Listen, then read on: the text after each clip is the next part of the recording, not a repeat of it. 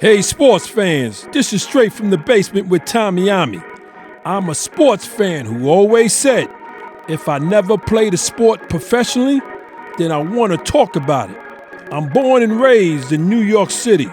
Played organized basketball for several well-known teams in the mid-'70s and the early '80s, such as the legendary Home Cold Rucker Tournament, Melbank, Stone Gym and Riverside Church, LaGuardia House, and my all-time favorite, Each One Teach One. Having sports in my life at an early age always kept me out of trouble. If I wasn't playing basketball, I was either playing football or baseball.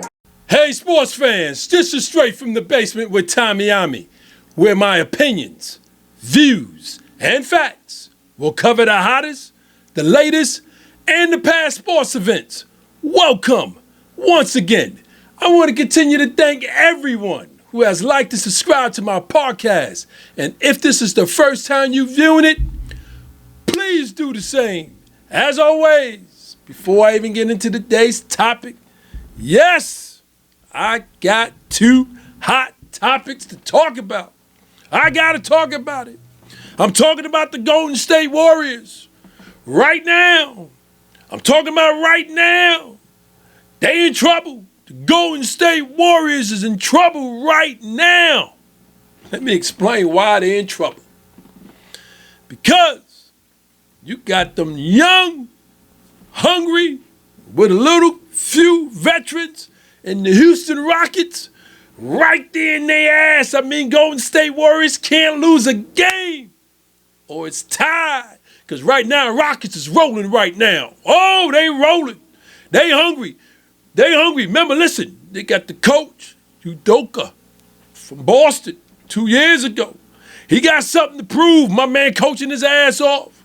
You got Jeff Green, veteran, coming off the bench. You got the young boy Green, starting point guard. You got Brooks, the pain in the ass defender. Listen, Jabari Smith, Rockets with the big man, Sagoon, who I'm starting to really like. Oh, he treats Anthony Davis like his stepchild. So what I'm saying this. Warriors, they can easily do not make the play-in. Yes, they can easily do not make the play-in. Remember, they were in the play-in last year. Played my team, my Lakers. We knocked them out. So what we saying for this season, they may not even make the play-in. This is what I'm trying to tell y'all. I don't even think nobody's talking about that. The Rockets is right there. One game from tying with the Dynasty Warriors. So I got a question. And before I ask this question, Rockets and the Warriors play each other April 2nd, coming up. I'm not saying that's going to be the game that's going to make or break the Warriors. I'm not saying that. What I'm trying to say is this. Rockets are rolling while the Warriors is winning one game here, losing the next. So what I'm trying to say is this could come down to the finish line where the Warriors don't even make the play-in, and it's the Lakers. Because most likely I think we're going to stay in ninth. We may slide in eighth. I don't know what we're going to do. But what I'm telling you right now, Warriors are in trouble. So I got a question. Please throw your responses in my comment section. Please throw it in the comment section. The question is, if the Warriors do not make the play-in, is it time for the organization to end the small ball? For all you basketball lovers, y'all know what I mean when I mean small ball. You know what I'm talking about. Because the last 9 years, the Warriors been playing small ball. They've been winning 4 championships. They've been in the playoffs. You know, they're a dynasty. You know what I'm saying? They got the best shooter in NBA history. You know what I'm saying? They got an undersized center in Draymond Green, but he's been holding it down. He's been the anchor. He's been holding it down, but Draymond, he is not a center. He's a power forward playing in the center position, and he's crafted and he's done it well, but the height difference is the issue. So it's been, I want to say, it hasn't been stopping them. Then again, it probably has been stopping them to really go and get some 7-footers to come and play with and drop Draymond back to his power forward. So they've been sticking and staying with Draymond Green for the last 9 years as their center. So my question to y'all is, one more time, if the Warriors do not make the play-in, is it time for the organization to end the small ball and this offseason start getting some big 7-footers and slide Draymond back to his original position, which is a power forward? Please, I want your responses. Throw your responses. I want to read several on my next show.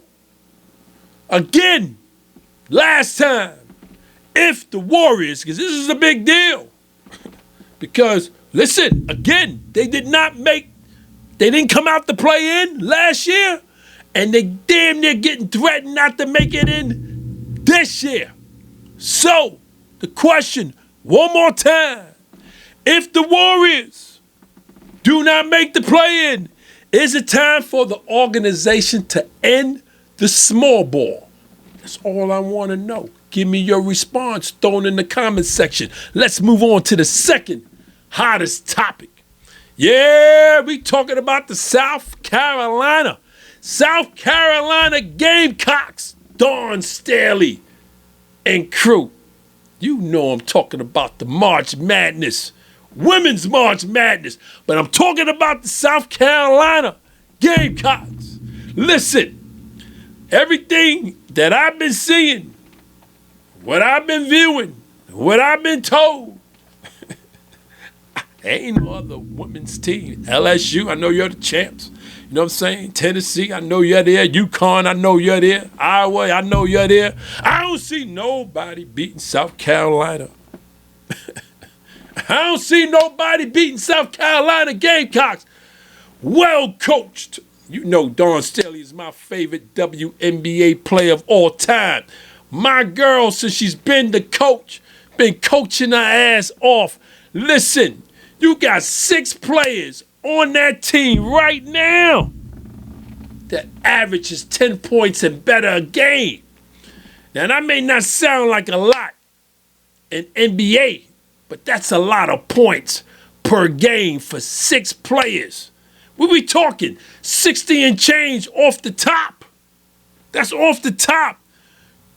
Carolina, listen, you got Camilla Cardoza at center. Oh, I've been checking her. Oh, she's in the WNBA, that's no doubt. 6'7", doing her thing. She's a beast. Love moving people. She's a beast. Then you got Melissa Fuwali. I know I'm pronouncing her name. I hope I'm pronouncing her name right. Melissa Fuwali as the guard. She is doing the damn thing. Then you got the point guard. One of the guards. We talking about Hina Pio. Oh, loving her game. Oh, she is just wicked with it. Then we got the Miss Watkins as the power forward. Miss Watkins is doing the damn thing. Oh, Asia Lynn is doing the damn thing. Oh, you talking about her with Cardoza in the paint? Oh, they banging. Oh, they doing the damn thing. Then you got Chloe Kitts as the other forward. Listen, they just got a team with Bree Hall as the guard. When you watch the South Carolina, the women's team, they just doing the damn thing. You know, hey, listen, I don't see nobody beating them. I just don't see nobody beating them. I don't see nobody beating them in 4 quarters. I don't see it. Well coached, excellent coach, Don Staley. Mwah. Love you as a WNBA favorite of all times. South Carolina, trust me, will be the national champions for the women's NCAA. Trust me on that. Listen, I want to start with today's topic because I got to stick and stay with what I'm talking about. I'm talking about the madness. You already know I'm talking about the madness. There ain't nothing else to talk about but the madness. But I'm talking about the 2024 Sweet 16. This is where I'm getting at right now. We talking about the 2024 Sweet 16, baby. Oh, I don't know.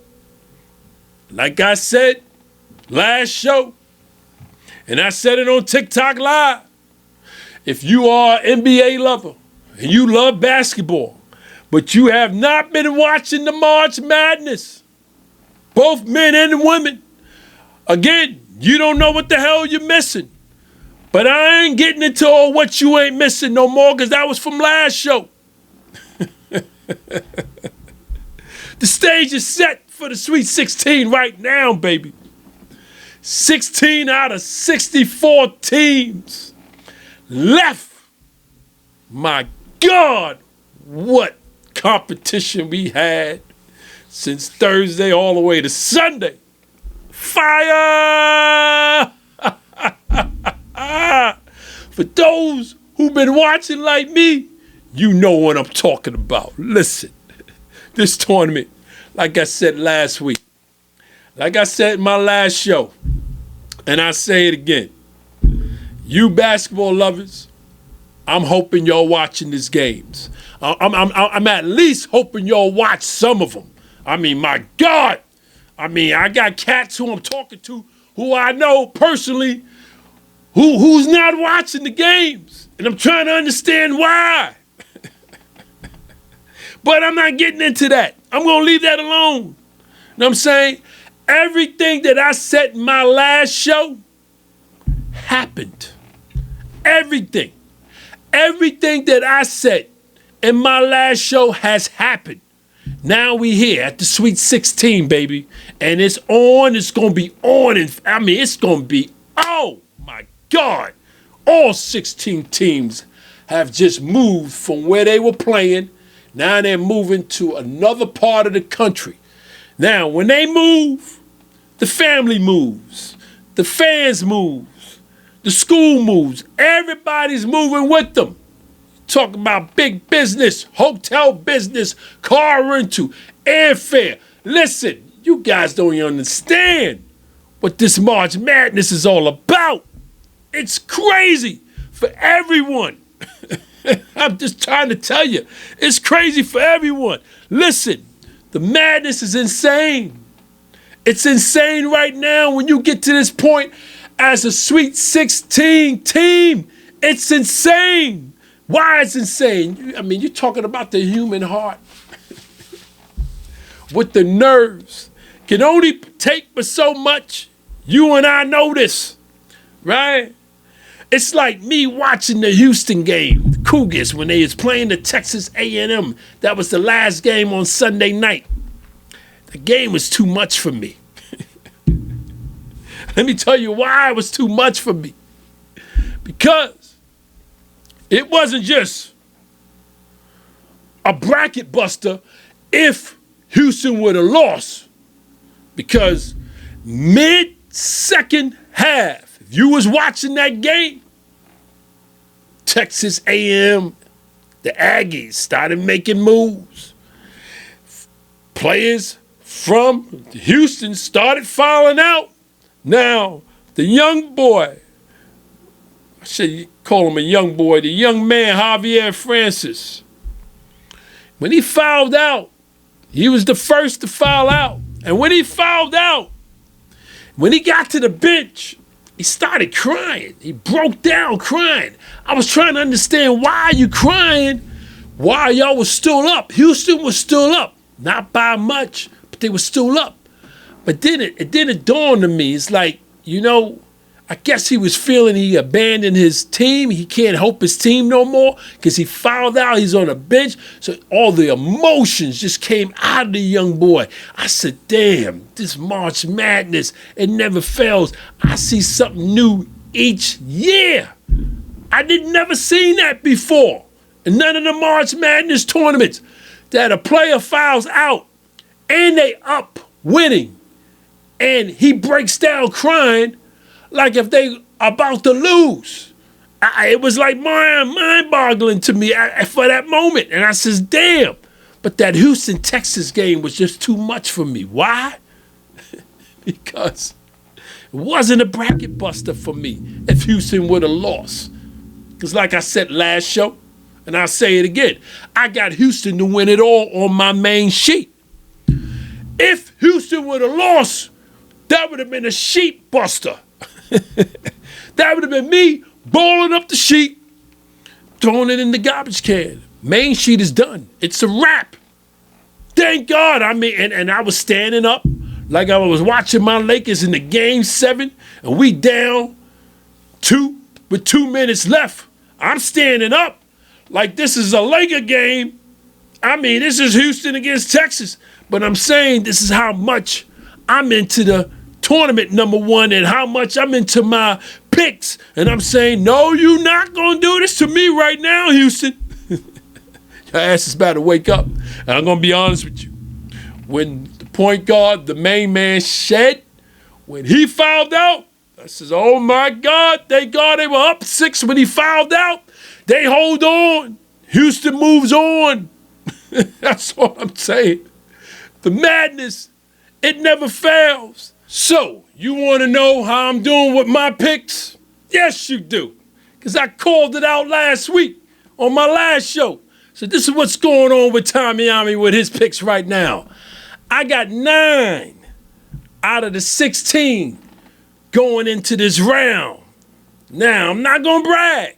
What I'm going to say is this. Normally, when I'm doing good, I at least got 11 out of 16 going into the Sweet 16 round. But I got 9.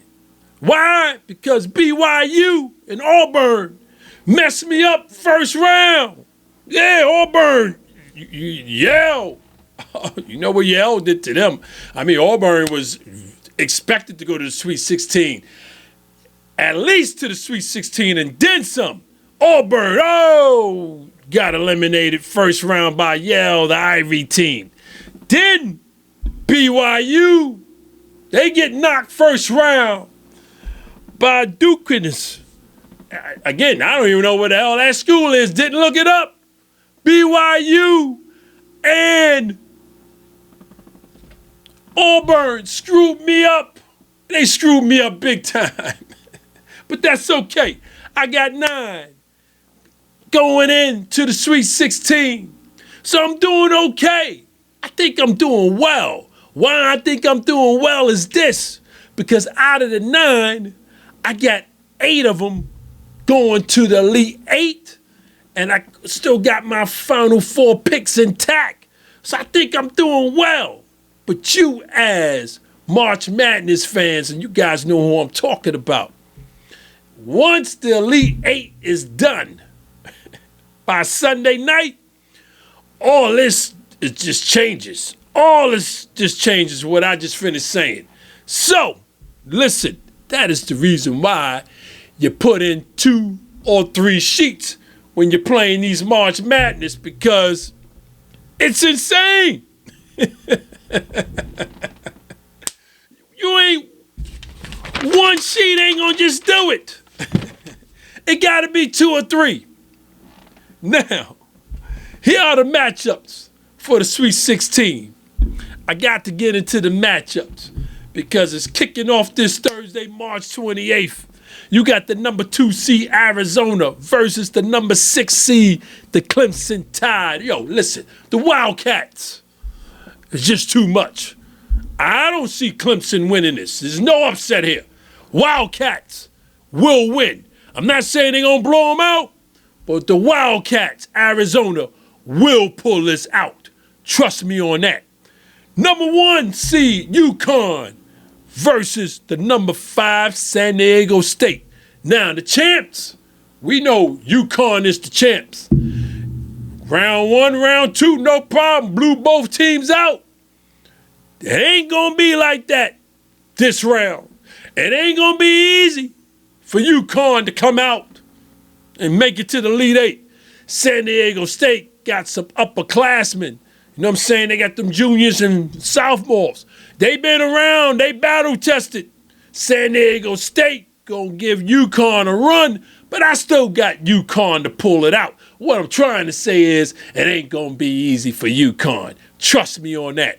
Moving on to the other number 1 seed. We talking about North Carolina, those Tar Heels.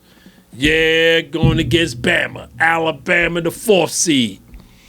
Bama's going to throw the kitchen sink at them and then some. Oh, yeah, it's going to be a game. Well coached. Well coached. Listen, but I don't see Alabama beating North Carolina. I ain't going to front. I don't see it happening, but it's going to be a nail-biter. It ain't going to be a blowout. Trust me on that. Carolina will pull it out. Moving on to the last game on Thursday night. Number 2, Iowa State versus number 3, Illinois. Listen, this is going to be an all-night dog fight.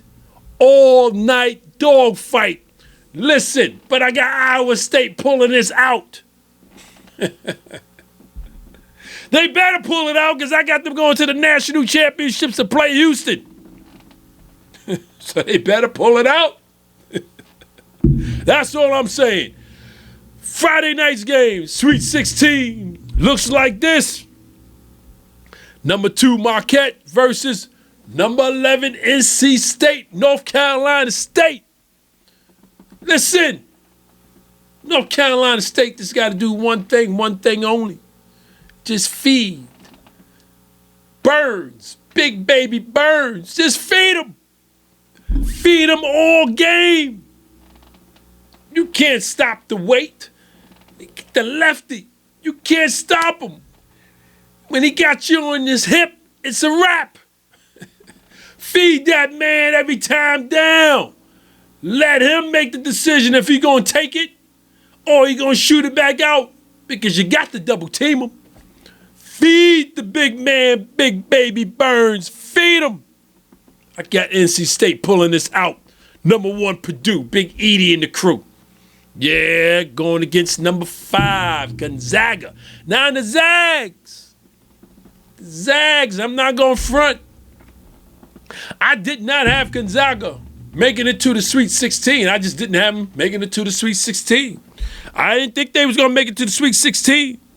I thought they was going to get upset first round against McNeese, whoever the hell that was. I picked McNeese.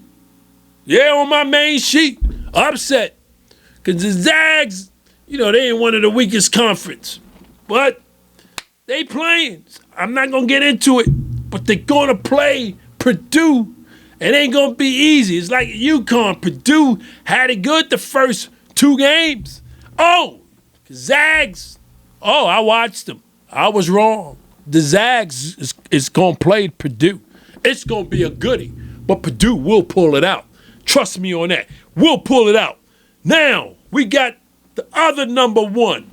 Talking about Houston Cougars against my Duke, the Blue Devils. I got mixed emotions with this because on one hand, I want my picks to win, to go through, right? So I got Houston winning it all, right? But then it's my Duke. So when I did see when the committee put the brackets together, and I said, damn, Houston and Duke is going to definitely meet each other in the Sweet 16. And I said to myself, man, at that point as I was doing the picks, I said, do I go against my boys or do I go with who as a basketball fan, who I believe? So I said, I gotta go with Houston to win it all on my main. And I flipped it. Yeah, I flipped it. On the second sheet, I got my Dukes to win it all. Yes, I do. But I'm going with my main sheet. And, big man Cal, flip, Duke. When he won her, he plays. And then a lot of times he disappears. But I got Houston pulling it out. I got Houston beating my Duke. And to wrap up Friday night's game, we got the Tennessee second seed going against the third seed Creighton. Listen, this is an overtime game. This is definitely an overtime game. This game for my picks don't really matter with my main sheet because I didn't have both of them making it to the Sweet 16 on my main sheet. I had the Ducks, Oregon. Yeah, I had Oregon. I was wrong. Creighton took care of them real quick. Tennessee, Creighton, last game of the Sweet 16. It's going to be an overtime game. Trust me on that. Oh, it's going to be an overtime game. Listen, the 2024 Sweet 16 is going to be something else, y'all. It's going to be something else. That's for sure. It's going to be something else. So I want to thank y'all for hanging out with me in my basement.